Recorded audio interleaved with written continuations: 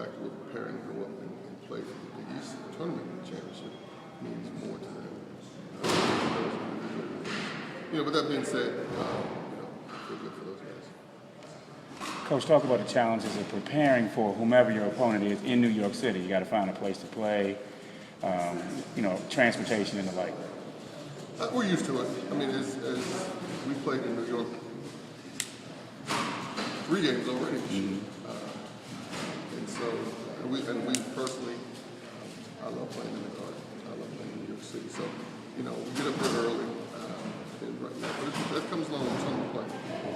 That's part of the nuance. The differences between regular season and tournament. You have to find a place. We'll find out, 22 hours before tip-off where your opponent is. So the next couple of days here, you kind of go through the process of doing a little bit of Cincinnati stuff, a little bit of Providence stuff every day. So that practice you have on Wednesday isn't the first time that you've guarded whatever. So we'll see. Chiefs against Providence, they can be one for the David Cruz. It feels like since you guys saw them last. No, they're playing at a real high level right now. I don't know the exact numbers, but they won 7 last 9 or something like that. And so, as we have done, they've gotten better as the season's gone on. And so, if it ends up being them, they will be a much different opponent than when we played them, whatever that was, however many weeks ago. And so, but the same is true with Cincinnati. We don't go into it, it's almost like we totally reevaluate everything and get ready for who they're going to be right now. Your thoughts on the Big East tournament and the setup? Do you take a moment at all during this week to sort of soak in the tournament aspects? What do you get? Will it change? Is there a little change? Oh, I see. No, I don't think it. No, I mean this is for us. We're staying in the Big East Conference. We're going to be back in New York next year, playing in the Big East tournament, and I'm excited about that. I'm looking forward to that. Now, yes, this is going to be the last year with this group, and as we've all been, most of the coaches at least have been echoing all years that somewhat sentimental, yes, but I'm just as excited. We'll be back next year. Everyone that's coming up is not coming back next year. We'll be back next year. What takes more of a priority when you get into the Big East tournament as opposed to the regular season? What's more important on the floor for you guys? What takes more of a priority? Ask that a different way, please. Going from playing in the regular season, we've got 2 games a week, now you're playing potentially back-to-back-to-back days, tight turnaround as far as who who you're even going to play. What becomes more of a priority and what you try to, get done during the week as far as, preparing for the games and stuff like that? Rest. As much as you can, get your rest. Because there are quick turnarounds. In terms of being prepared, the staff and I will be prepared, for whomever. And what you have to do is once you get to this time of year, hopefully you have a staff. I think I said this in the post-game press conference. I can't remember. I said it to someone in the last 40 hours. You have a foundation that you fall back on who you are. You have defensive principles.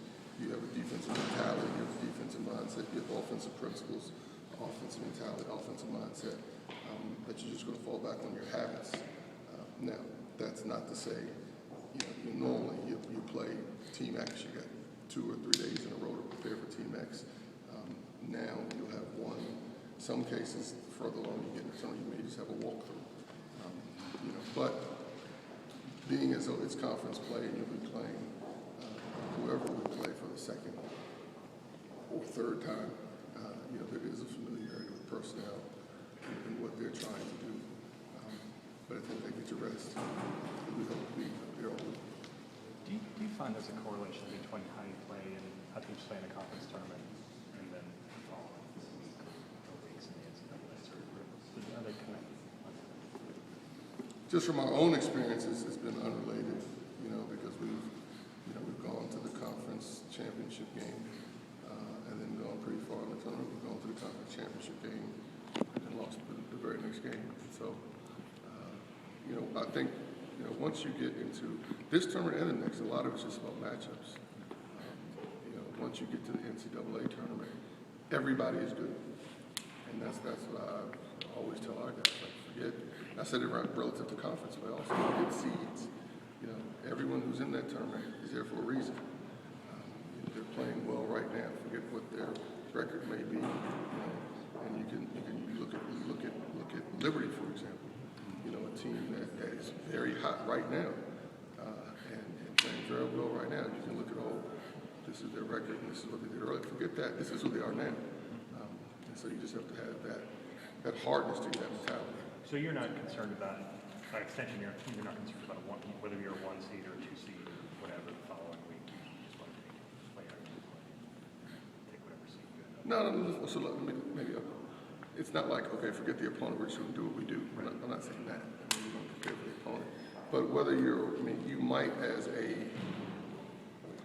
4 seed, depending on who they are, get a better matchup than if you're a 3 seed. And so, as I said, I think the matchups are important. Coach, when you're playing a team for the second time this season, do you try to prepare a little bit differently, knowing that they kind of know your tendencies, and so specifically with Providence and Cincinnati, are you going to try to adapt to what you think they're going to adjust to, or you just sort of keep playing? So you're saying, okay, so they know what we did, so they're going to change this, so let's change that. Well, basically, how do you prepare for a team the second time? Is it going to be the same as before, or do you take it? The same. The way we prepare will be the same. If the game plan will be the same, it's a totally different question. So are we going to prepare the same way? Absolutely. We're going to watch, their last 7, 8, 9 games and, focus on probably the last 3 or 4 and prepare a game plan for that. That make sense? Devontae had a lot of points for you guys in the first half and throughout the game. That's been doing that fairly consistently over the last several weeks. His progression, how big he's been for you guys over his last month or 2. Well, I think I said this before too. He's a freshman, and as the year has progressed and is progressing, he's settled in and getting more comfortable with what we're doing, how we're doing things, what I want from him. Where offensively, where his looks and shots are going to come from. So, everyone would love to hit the ground running, going 100 miles an hour. Most people would take some time to get settled in, but he's a very good offensive player, and he has settled into his rhythm. His personal confidence seems to be rather high for a freshman, maybe for most people. No? I think it's most of those cats in there. Fair enough, but I'm pretty confident. When it comes to, I guess just when it comes to, even when he had a game against Syracuse up there where he missed a lot of shots, and in this game playing the same defense essentially, but had no hesitation and obviously did well. Yeah, well, he's a scorer. He's a shooter. And most of those guys, if they miss, they think the basket moved. And then he falls into that category. If he knows he can put the ball in the basket. And he knows right immediately after that game, he knew he had some open looks that he normally put in. And he told me we were maybe still in the locker room in the dome. It definitely was before we got back home, but he said, next time I'm not going to miss those shots, Coach. Is it curious that his upbringing in basketball at AAU and moving around schools is very different than Otto, but yet the two of them, they are kind of similar personalities. He said earlier in the season that he and Otto kind of see eye to eye. They're maybe quieter, reserved guys. But I think, with all the attention that Otto is getting, that's a good thing. I'm not saying that's negative. All the stories, different people respond to different things differently. And whereas, the Otto Porter story is not to say that if he had played AAU, he wouldn't still be Otto Porter. And so, their paths were very different. But at the same time, they've hit it off, and they are both very confident players, if we go to the confidence question. And so different paths, but one was very good. But each path, however distinct and different, was very good for both. In that sense, how do you think the AAU route helped Devontae? Don't take that too far. Any other questions? Just a curiosity, you mentioned Liberty. You've played in a conference that doesn't have a conference tournament, and a lot of the situations like Liberty they get in. What are your thoughts on having a regular season champ getting in versus having a tournament where you never know what might happen? I'm probably going to speak out of line because I'm no longer in a conference that doesn't have a conference tournament. But my opinion, when I was in the Ivy League as a coach, so with all that groundwork laid is to not step on anyone's toes. At the time, I thought that the conference champ definitely should go. And my thought was,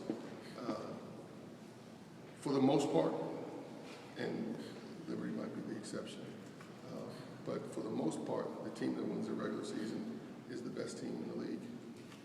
And for the most part, if you are in a one-bid conference, it's only going to send one team.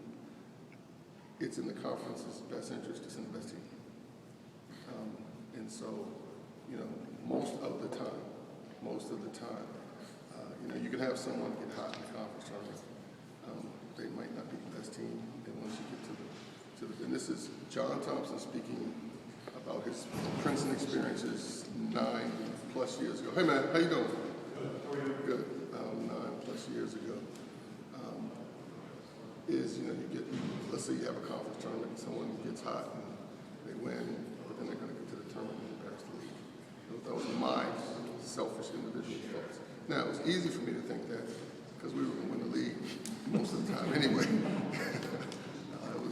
was us or Penn most of the time. So it was easy for me to have the whole thing. That was my thought with people who weren't going to be us or Penn wanted a conference tournament. I hope I didn't just mess that up. No, all good. Thank you, Coach.